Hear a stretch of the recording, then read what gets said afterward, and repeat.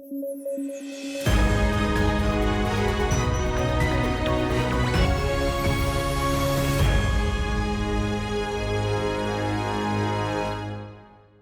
News at 9 programme में आपका स्वागत है। मैं हूं विरत दुबे। आइए नजर डालते हैं आज की हेडलाइंस पर। आईसीएमआर ने जारी की डाइटरी गाइडलाइंस, प्रोटीन पाउडर की मनाही, नमक, शक्कर और प्रोसेस्ड फूड को सीमित करने की कही बात। 9 मई को मनी गोपाल कृष्ण गोखले की जयंती, महात्मा गांधी ने माना अपना राजनीतिक गुरु। और दिल्ली के मुख्यमंत्री अरविंद केजरीवाल अंतरिम जमानत पर रिहा, कोर्ट ने शर्तों के साथ दी जमानत। इंडियन लीगल सिस्टम का एक अहम पहलू है जमानत।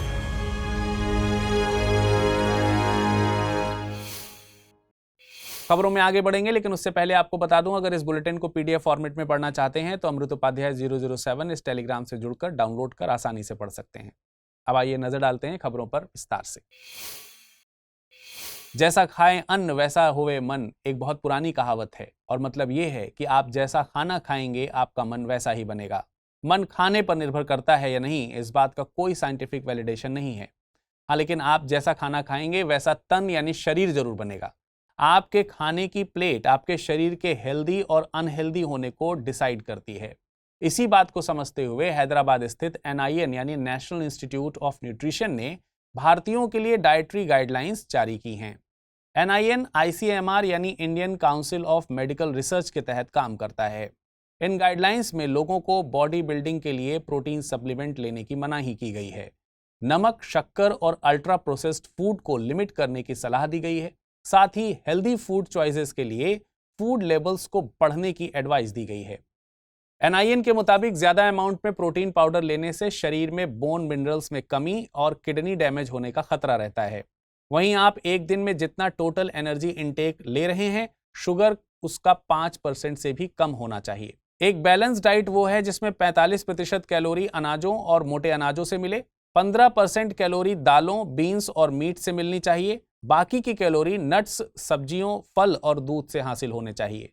इसके अलावा फैट यानी वसा का इंटेक टोटल एनर्जी इंटेक के मुकाबले 30% से कम होना चाहिए। रिपोर्ट में एक और बात कही गई है। देखिए, भारत में दालों और मीट की कीमत ज्यादा है, इसलिए ज्यादातर लोग अपनी ऊर्जा जरूरतें अनाज से पूरी करते हैं। इसलिए उनकी डाइट में कई जरूरी माइक्रो और मैक्रो न्यूट्रिएंट्स नहीं होते। जब शरीर को जरूरी न्यूट्रिएंट्स यानी पोषक तत्व नहीं मिलते तो मेटाबॉलिज्म डिस्टर्ब होता है। मेटाबॉलिज्म हमारे शरीर में होने वाली केमिकल रिएक्शंस हैं जो कि हमारे खाने को ऊर्जा में बदलती हैं। अगर बॉडी का मेटाबॉलिज्म डिस्टर्ब होता है तो कई तरह की बीमारियां जन्म लेती हैं। आंकड़े बताते हैं कि भारत में होने वाली कुल बीमारियों में से 56.4% का रीजन अनहेल्दी डाइट है। आंकड़े ये भी दावा करते हैं कि अगर हेल्दी डाइट और फिजिकल एक्टिविटी को मेंटेन कर लिया जाए तो हार्ट डिजीज, हाइपरटेंशन और टाइप 2 डायबिटीज के 80% मामलों को होने से रोका जा सकता है।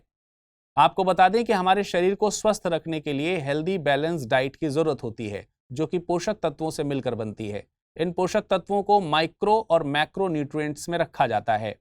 माइक्रो न्यूट्रिएंट्स से मतलब उन पोषक तत्वों से है जिनकी जरूरत हमारे शरीर को कम मात्रा में होती है, जैसे कि आयरन, कैल्शियम और आयोडीन। वहीं मैक्रो न्यूट्रिएंट्स से मतलब उन पोषक तत्वों से है जिनकी जरूरत हमारे शरीर को ज्यादा मात्रा में होती है, जैसे कार्बोहाइड्रेट्स, प्रोटीन्स और फैट्स आदि।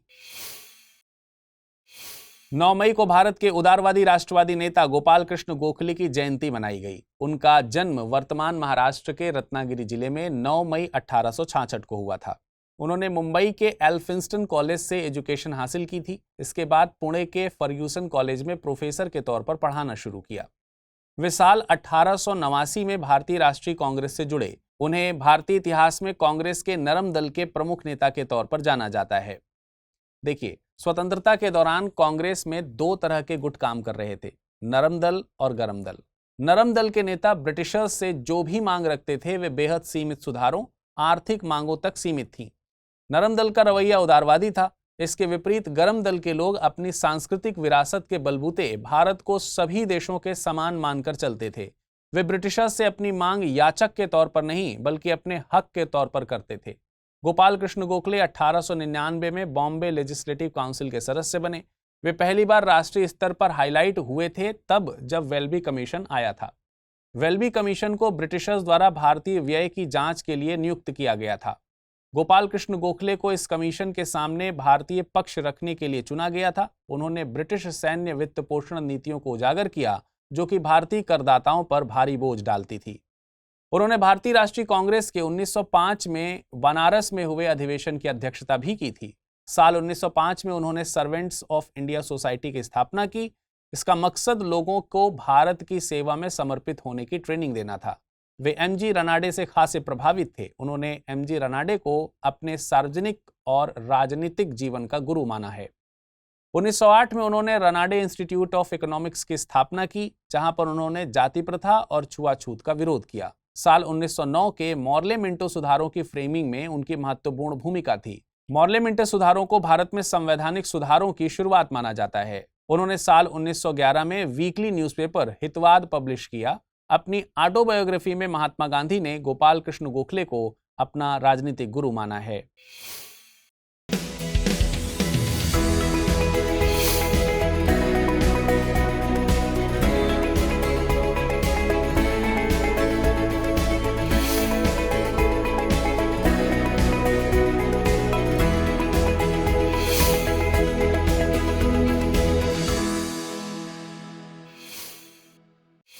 राजनीतिक गलियारों से आ रही है एक बहुत बड़ी खबर। दरअसल दिल्ली के मुख्यमंत्री अरविंद केजरीवाल जी को सुप्रीम कोर्ट ने अंतरिम जमानत पर रिहा कर दिया है।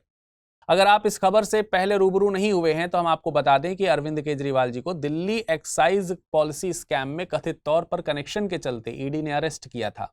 इसके चलते वे देश के पहले ऐसे मुख्यमंत्री बन गए हैं जो पद पर रहते हुए जेल गए हैं। अब इस पूरे मामले में हमारे लिए आंतरिक जमानत यानी कि एंटरिम बेल क्या होती है, ये जानना बेहद जरूरी है। आंतरिम जमानत के बारे में जानने से पहले हम उन शर्तों को भी समझ लें जिनके आधार पर सुप्रीम कोर्ट ने उनकी अंतरिम जमानत मंजूर की है। वे मुख्यमंत्री कार्यालय और दिल्ली सचिवालय का दौरा नहीं करेंगे, किसी भी आधिकारिक फाइल पर हस्ताक्षर नहीं करेंगे जब तक कि यह दिल्ली के उपराज्यपाल की मंजूरी या अनुमोदन के लिए जरूरी ना हो। इसके अलावा उन्हें एक्साइज पॉलिसी स्कैम मामले में अपनी भूमिका के बारे में टिप्पणी करने, किसी भी गवाह से बातचीत करने या मामले की आधिकारिक फाइल तक पहुंच से भी रोक दिया गया है। अब हम समझते हैं कि बेल यानी जमानत का कॉन्सेप्ट क्या है। देखिए, जमानत हमारे इंडियन लीगल सिस्टम का एक अहम पहलू है। इस व्यवस्था के चलते किसी अपराध में दोषी व्यक्ति की व्यक्तिगत स्वतंत्रता को सुनिश्चित किया जाता है। जमानत से मतलब किसी आपराधिक मामले में आरोपी व्यक्ति को दी जाने वाली रिहाई है जिसमें मुकदमा अभी कोर्ट में लंबित है और कोर्ट ने निर्णय नहीं दिया है। जानते हैं जमानत की व्यवस्था भारतीय लीगल सिस्टम में क्यों शामिल की गई। हमारे देश में बरसों तक ब्रिटिशर्स का शासन बना रहा। हमने वो दौर भी देखा है जहां हमें अपनी बेसिक आजादी के लिए लड़ाई लड़नी पड़ी। इसलिए संविधान निर्माताओं ने अनुच्छेद 21 को फंडामेंटल राइट के तौर पर संविधान में शामिल किया था। जमानत का प्रावधान अनुच्छेद 21 के तहत मिले फंडामेंटल राइट को भी सिक्योर करता है। साथ ही हमारी न्याय व्यवस्था में व्यक्ति को दोषी सिद्ध होने तक निर्दोष ही माना जाता है। जमानत के प्रावधान में किसी आरोपी व्यक्ति को बेवजह जेल में रखने से बचाया जा सकता है। भारत में जमानत सीआरपीसी की धारा 436 से 439 तक दिए गए प्रावधानों में शासित होती है। भारत में जमानत के कई प्रकार हैं। डिपेंड करता है कि मामला कैसा है, किस वजह से जमानत मांगी जा रही है। इसमें रेगुलर बेल, एंटीसिपेटरी बेल और अंतरिम यानी एंटरिम बेल शामिल है। आंतरिक जमानत से मतलब है कि जब आरोपी व्यक्ति ने रेगुलर या एंटीसिपेटरी बेल के लिए अप्लाई कर रखा है तो उसकी सुनवाई से पहले अंतरिम जमानत कुछ शर्तों के साथ ग्रांट की जाती है। ये शॉर्ट टाइम के लिए ग्रांट की जाती है, जो कि इस मामले में अरविंद केजरीवाल को दी गई है। एंटीसिपेटरी बेल यानी अग्रिम जमानत से मतलब है कि गिरफ्तारी से पहले ही व्यक्ति द्वारा इसके लिए अप्लाई कर दिया जाता है। इनमें उन्हें पता होता है कि उनको गिरफ्तार किया जा सकता है, तो वे कोर्ट से पहले ही अपील करके गिरफ्तारी के वक्त जमानत पर रिहा हो सकते हैं।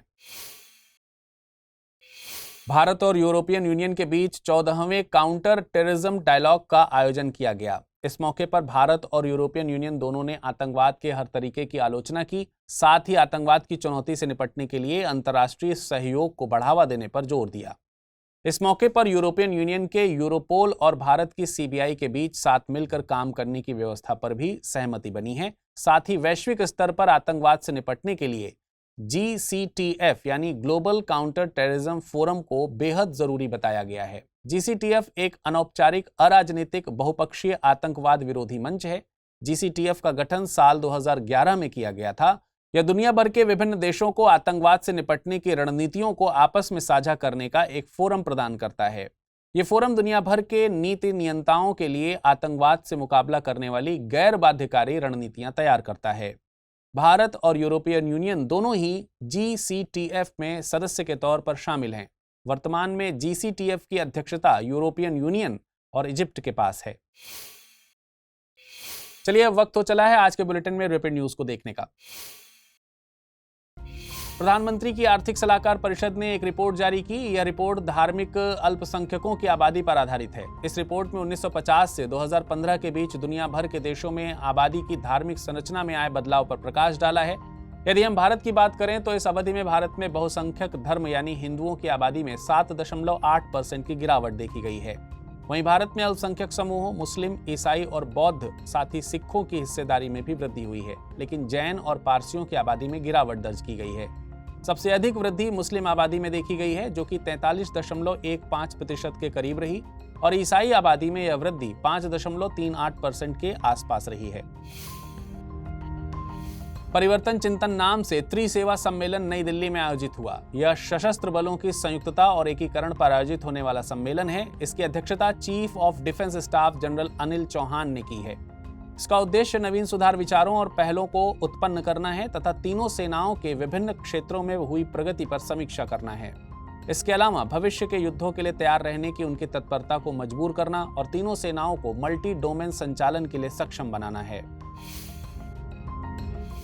यूरोपीय संघ ने महिलाओं के खिलाफ हिंसा से निपटने के लिए पहला कानून अपनाया। यह महिलाओं के खिलाफ हिंसा से निपटने के लिए पहला समर्पित कानून होगा, जो 27 देशों वाले यूरोपीय संघ में महिलाओं को जेंडर आधारित हिंसा जैसे forced marriage, female genital mutilation और ऑनलाइन उत्पीड़न से बचाएगा। इसके अलावा इस कानून के तहत पूरे यूरोपीय संघ में साइबर स्टॉकिंग, साइबर उत्पीड़न और घृणा या हिंसा के लिए साइबर उकसावे को अपराध घोषित किया गया है तथा अपराध के आधार पर न्यूनतम सजा 1 साल से लेकर 5 साल तक की हो सकती है। भारत अंटार्कटिका में एक रिसर्च स्टेशन बनाने की योजना बना रहा है। दरअसल भारत में 46वीं अंटार्कटिक संधि परामर्श बैठक चल रही है। इस बैठक के दौरान भारत ने नए अनुसंधान स्टेशन बनाने की अपनी योजना पर औपचारिक रूप से बात की। भारत ने अपना पहला अनुसंधान स्टेशन 1983 में स्थापित किया था, जिसका नाम दक्षिण गंगोत्री रखा गया था। फिलहाल अंटार्कटिका में भारत के 2 सक्रिय अनुसंधान केंद्र हैं, मैत्री और भारती, जिसमें मैत्री लगभग 35 साल पहले और भारतीय स्टेशन को 12 साल पहले बनाया गया था। भारतीय और फ्रांसीसी सेनाओं के बीच संयुक्त सैन्य अभ्यास शक्ति 13 मई 2024 से शुरू होगा। इस अभ्यास शक्ति के 7वें संस्करण का आयोजन मेघालय में किया जाएगा। इस अभ्यास का मुख्य उद्देश्य युद्ध जैसी स्थिति के लिए रणनीतियों पर संयुक्त योजना बनाना और ऐसी परिस्थितियों में दोनों सेनाओं की क्षमता का विकास करना है। दोनों देशों के बीच इस अभ्यास की शुरुआत 2011 में हुई थी तथा यह एक द्विवार्षिक अभ्यास है। इस अभ्यास के अलावा भारत और फ्रांस के बीच नौसेना अभ्यास वरुण और वायुसेना का अभ्यास गरुण का भी आयोजन किया जाता है। एक नए अध्ययन के अनुसार रूस के साइबेरिया में स्थित परमाफ्रॉस्ट क्रेटर बटागाइका तेजी से बड़ा हो रहा है। इसे गेटवे टू द अंडरवर्ल्ड के नाम से भी जाना जाता है। ये विशाल गड्ढा जमीन के पिघलने के कारण हर साल 35 मिलियन क्यूबिक फीट तक बढ़ा है। इसे पहली बार 1991 में पहाड़ी के गिरने के बाद देखा गया था तथा पहाड़ी का एक हिस्सा गिरने से यहाँ परमाफ्रॉस्ट की परतें देखी गईं, जो 6,50,000 साल से जमी हुई थी। इसे साइबेरिया का सबसे पुराना और विश्व का दूसरा सबसे पुराना परमाफ्रॉस्ट माना जाता है। एशियन ओपन पिकबॉल चैंपियनशिप का आयोजन वियतनाम में किया गया। इस चैंपियनशिप में भारत के खिलाड़ियों ने 5 मेडल जीते, जिसमें 3 गोल्ड और 2 ब्रॉन्ज मेडल शामिल हैं। यदि हम पिकबॉल गेम की बात करें तो इसकी शुरुआत अमेरिका से हुई। यह गेम टेनिस, बैडमिंटन और टेबल टेनिस का मिश्रित रूप है। वर्तमान में पिकबॉल 80 से अधिक देशों में खेला जाता है, इसमें भारत भी शामिल है। भारतीय महिला क्रिकेट टीम ने बांग्लादेश को 5वें T20 मैच में 21 रन से मात दे दी है। इसी के साथ उन्होंने 5 मैचों के इस T20 श्रृंखला को 5-0 से अपने नाम कर लिया है। भारतीय महिला क्रिकेट टीम की तरफ से राधा यादव ने इस T20 सीरीज में शानदार प्रदर्शन किया। इसके लिए उन्हें प्लेयर ऑफ द सीरीज के खिताब से भी नवाजा गया है। एल्डोस पॉल ने जर्मन एथलेटिक्स मीट में जीती ट्रिपल जंप स्पर्धा। उन्होंने सीजन की सर्वश्रेष्ठ जंप लगाकर टैग डेर उबर फ्लिगर 2024 में शीर्ष स्थान हासिल किया। हालांकि वे इस आयोजन में Paris Olympic 2024 qualifying mark 17.22 metre से काफी पीछे रह गए। अब आइए वक्त हो चला है आज के बुलेटिन पर बनने वाले प्रश्नों को देखने का। पहला प्रश्न है, नेशनल इंस्टीट्यूट ऑफ न्यूट्रिशन कहां स्थित है? हैदराबाद, बेंगलुरु, चेन्नई या फिर मुंबई? अगला प्रश्न है, सर्वेंट्स ऑफ इंडिया सोसाइटी की स्थापना निम्नलिखित में से किसके द्वारा की गई थी? गोपाल कृष्ण गोखले, फिरोज शाह मेहता, दादा भाई नौरोजी या फिर लाला लाजपत राय? अब आइए जान लेते हैं पिछले बुलेटिन में क्या प्रश्न पूछे गए थे और उनके सही उत्तर क्या हैं। पहला प्रश्न था, दारफुर क्षेत्र किस देश में स्थित है? सूडान, यूक्रेन, इक्वेडोर या फिर वियतनाम? इसका सही विकल्प है ए। अगला प्रश्न था, वित्त आयोग है संवैधानिक संस्था, सांविधिक संस्था, गैर सांविधिक संस्था या इनमें में से कोई नहीं? और इसका सही विकल्प है विकल्प ए।